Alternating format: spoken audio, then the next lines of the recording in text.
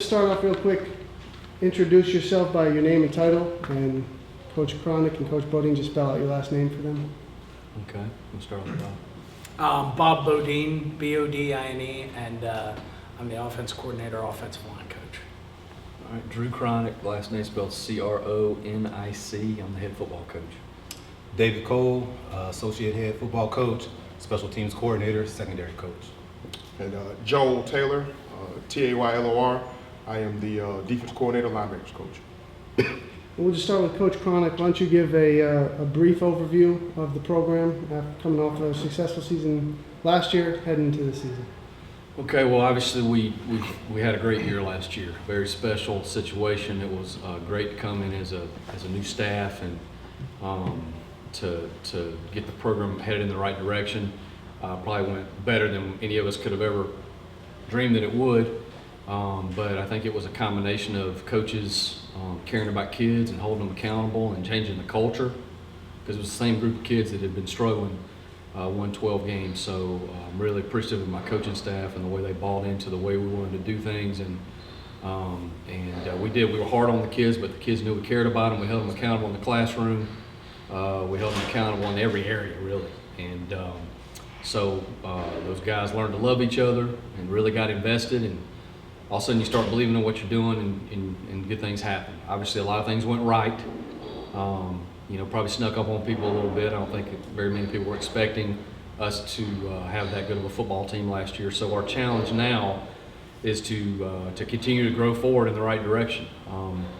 We've had a great off season. We've pushed the kids harder, but we're not going to sneak up on anybody anymore. Everybody's going to be aiming their guns at us, and they're going to be preparing for us and hungry to beat us. And so now it's an even bigger challenge to wear that bullseye on your chest and still be able to repeat what you did.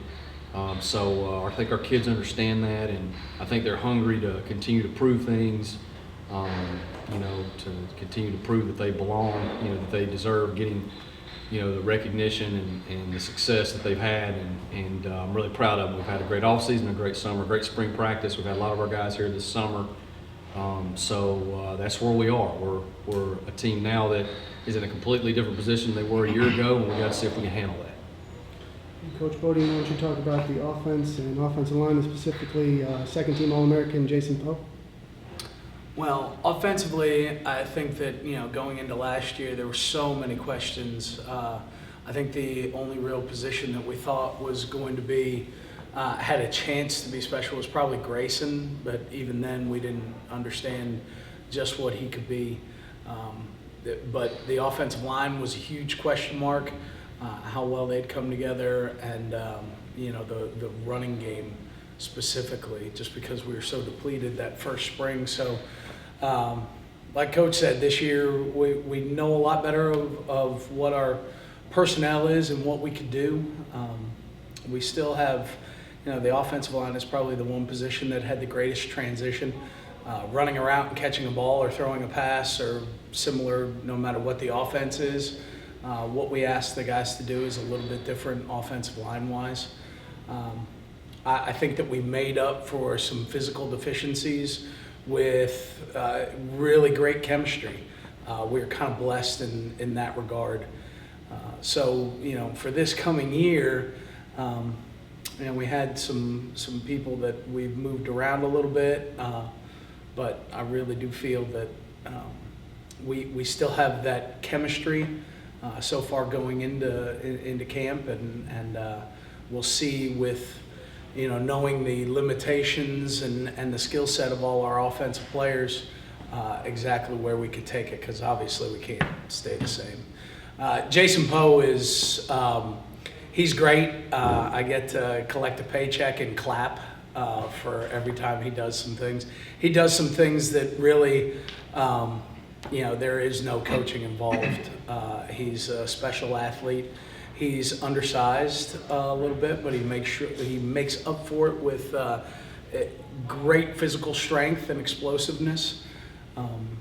He understands what we're doing. He's really dedicated to being a good football player. So I wish I could say it was coaching, but we just kind of put him in a position and he does everything else. Like Coach said, though, I do think that there will be some people gunning for him a little bit. That last year they saw a 250-pound pulling guard and they didn't think much of it, and then he knocked them down. So I think they'll look at when he's coming from here on out. And speaking of All-Americans, Coach Cole, you've got Kyle Duggar as a return man, and you also get to coach him in the secondary. Talk about your unit a little bit, and specifically about Kyle in those two areas. Well, I mean, Kyle's a special guy. We all know that. And, as far as the secondary, he makes it so much better there. I mean, he can get things down. He's a real problem in the middle of the field. And not only that, he's a tremendous run stopper as well, too. So, to have him back there leading our secondary is tremendous. He's a smart kid, probably one of the hardest working guys I've ever been around in my 13 seasons of coaching football.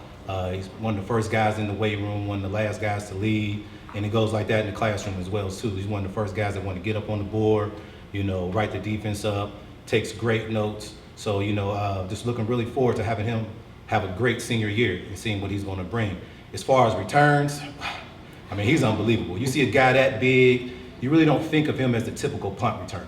You usually see those guys around my size, Coach Cronick's size, guys that can get scatty and get through the creases. But, I mean, he's, goodness gracious, he's just a big old truck back there with a V8 Hemi engine in there. And he gets those shoulders north and south, and he can really change the game for you. I'm looking forward to him, being explosive in that area as well. We're going to use him on kickoff return as well. I mean, he's going to be on a lot of special teams, playing a lot of football for us. But I'll really be surprised if they punt the ball to him. I hope see his butt on offense. Yeah. I hope they continue to, because his sophomore year he ran 5 of them back, and I told him, going into the last year that don't be surprised if they do not kick the ball to you. And they continue to kick the ball to him, and I was really happy for that because he helped change the game for us. And we really talk about special teams being the X factor and being able to complement offense and defense when both of them may be having a little tough time going, and sneaking those hitting points. So I'm really excited about him being our return guy,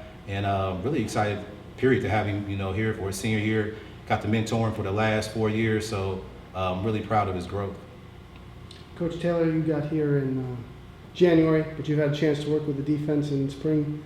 And tell us a little bit about your thoughts on the defensive unit as a whole.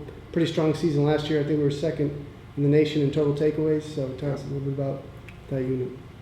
Definitely excited about the opportunity to work with these guys. Had a tremendous season. Got a lot of guys coming back, which makes it a veteran group.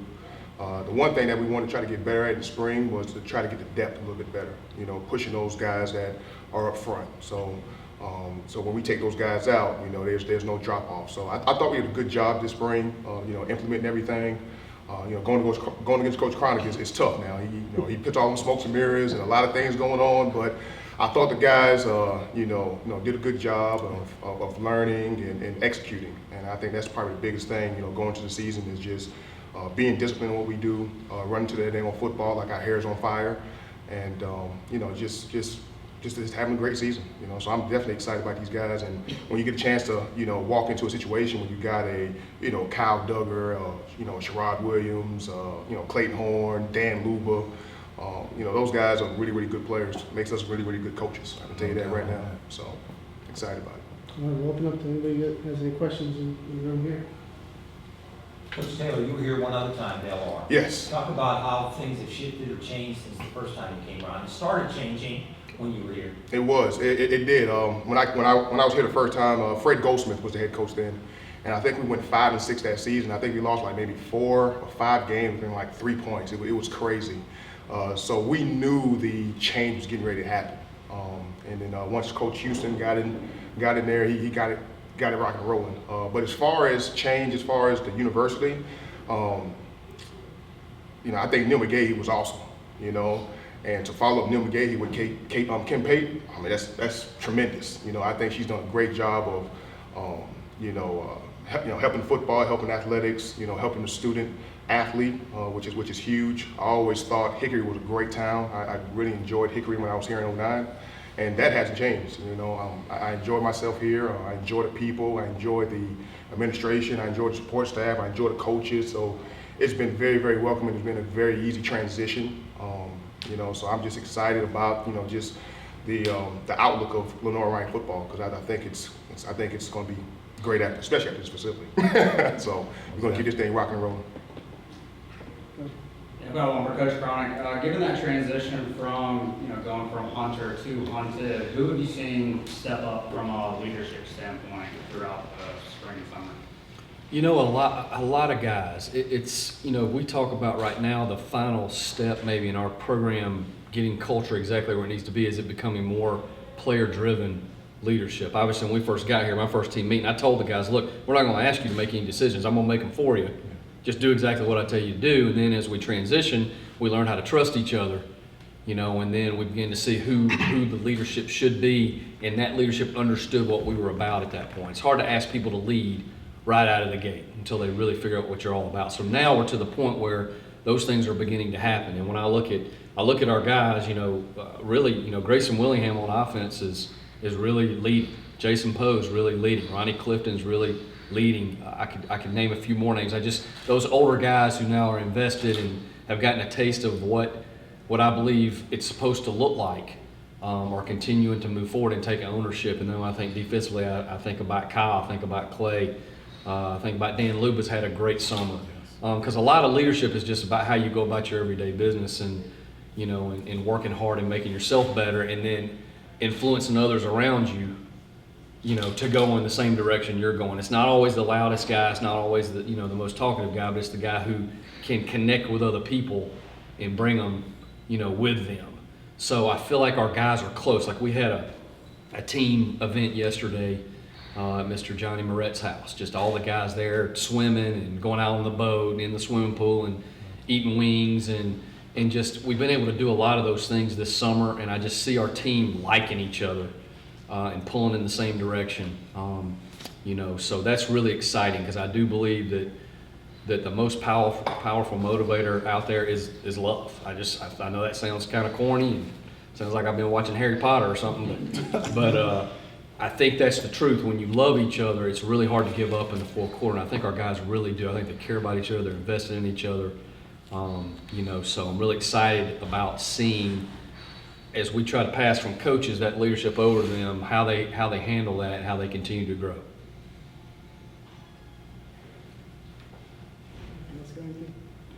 Yeah, I kind of want to just let Bob kind of expand on that with what you've seen from Grayson. Not only, Coach touched on it from a leadership standpoint, but what have you seen from him as a player compared to this point last year, given the record-setting season he had last year? I think the biggest thing for him is just his comfort level. He understood. I mean, he really understood the offense going into last year, but nowhere near like he does this year. So I think that and knowing all the different moving parts, was huge for him and is now, and what that does for him is it allows him to feel like, he can tell anybody on any part of the offense, when they need to do something different or pick it up or change their work level. And everybody knows the dedication that he's put in, and it makes it to where they feel comfortable accepting his criticism, which I think is important. That quarterback position is so big on, you've got to have the trust of everyone else, and they know that you're the one that's out there taking the heat, and sometimes you get more credit than you deserve, but you definitely take more criticism than you deserve. I think it also helps, offensive line-wise. I think one of our biggest problems last year was protecting him. We struggled at times with that, and I think when our guys see his level of dedication, that just makes them want to do it, so much better. And we've done some things where we've simplified some pass protection stuff and gone out and tried to mold what we do better to our personnel. To keep him alive, because he's a huge part of it. So I think that his comfort level with his position, and then just everybody else knowing that this guy can do some special things if we can do our part around him. Yeah, Coach Chronic, I know you returned the majority of your starters this season. Talk about just the importance of having that continuity there for your team. I think it's big. I think we have 17 starters back, something like that. Having guys that have played and played at a high level and played in big games and figured out a way to win big games, that's something you can't just give a freshman when he walks in. That takes time and it takes experience. And a lot of them are really good players. So like Coach said, good football players make me look like I know what I'm doing, make these guys look like they know what they're doing. So to have those guys back is great. But I do think that we've been able to have a great signing class and bring in some players. I think our depth, especially defensively, is going to be much improved. Yeah, it's great. I mean, you always like having, if they're the right guys, you love having them back. Every once in a while you want one to graduate, But I think we have the right guys, and when I look at, especially, we have some really good players up front defensively and back on, the back end. I'm excited about watching us play defense this fall. And then I'm excited about watching how we've gone, because offensively we've been a little bit more, running back by committee. We give a lot of different guys the ball, throw it to a lot of different guys. I'm excited about seeing how that continues to develop and who's going to step up and what freshmen are going to come in and add to, immediately add to what we're already doing. Because we had a couple freshmen on offense really played well for us last year. Drake Starks was second team all-conference tight end, and Amin Stevens is a running back, and a couple other guys in skill positions. So there's always a couple of freshmen that come in and you're not sure who it's going to be, but somebody comes in and really surprises you. So I'm excited to see how that goes throughout August camp. Coach Chronic, speaking of the signing class, how do you feel some of those guys have already gelled so far with the other players, the returners, so far this summer? Well, I think we've had 12 of our new guys be here for summer school. And so when we try to bring guys, they're very generous with us here. One thing about being at Lenoir-Rhyne that's so outstanding is our president, our AD, they try to get us what we need to be successful. And when I was first hired, it was about, hey, we need to be able to have some guys here in summer school and train them in the summer. And so we've been able to have pretty much our two deep to be able to stay, and some of the local guys too, be able to work out with us. So getting some of those freshmen on in here that we think might be able to contribute has been big, because now they've got 5 weeks under their belt. They're already acclimated. They're already learning what we're doing, and they're already getting to know the guys. There's some here that this summer that are sticking out to me. We'll see how they do, but I think it's a special signing class. I really thought our assistant coaches went out and found guys, and obviously winning's your best recruiter, so that was a big deal. But then when you throw in the way we're building our facilities and improving those, and there's just so much to be excited about here. People want to be here. This is not a hard sell. So I think we were really able to recruit and sign some guys this past signing class that maybe the year before we weren't able to get in front of some of those guys and get them on campus. I think we're really moving in the right direction to be able to really bring some quality people in. Coach Chronic, with this being the 100th year of Lenoir-Rhyne football, what does that mean to you? It's really a neat deal. The first time I was a head coach at Rhine University, and we started football from scratch. Okay, there were no alumni. So it was different. This is a really unique place. Our alumni are really passionate about their program. Juju's sitting there right there. He can tell.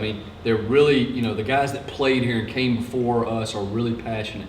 And you've got alumni here from 80-something years old all the way down to, Jimmy Long on our staff who played on the 2013 team that was the national runner-up. So there's just so many people that are proud. And for something to have 100 years of something, that's pretty significant. You've been doing it for a while.